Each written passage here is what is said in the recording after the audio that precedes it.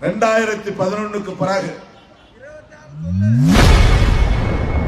விசிக கூட்டத்திற்கு போதையில் வந்த நிர்வாகி ஒருவர் திருமாவளவன் பேச்சிற்கு இடையூறு செய்துள்ளது அதிர்ச்சியை ஏற்படுத்தியுள்ளது. நீங்க ரெடி, ஆனா நாங்க உங்களோட சேர ரெடி இல்ல அப்படின்னு யாரும் உங்களுக்கு தெரியலையா?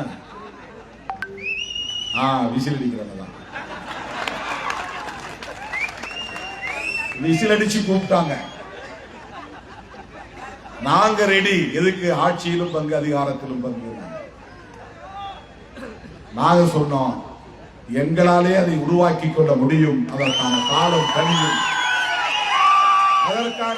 கனியும். திருமாவளவன் கணிப்பு இதுவரையில் தவறவில்லை.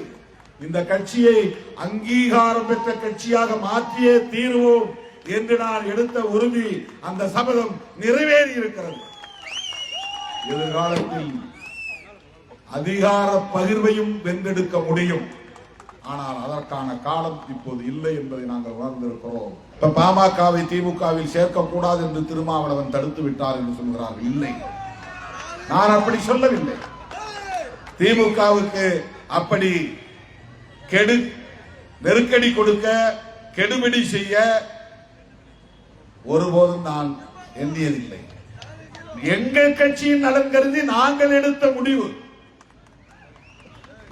2011க்கு பிறகு தருமபுரியிலே நடந்த நாயக்கன் கொட்டாய் நத்தம் சூறையாடலுக்கு பிறகு, தீ வைப்புக்கு பிறகு அவர்கள் செய்திகளை உள்ளது உள்ளபடி தெரிந்து கொள்ள ரெஃப்ளெக்ட் நியூஸை சப்ஸ்கிரைப் பண்ணுங்க.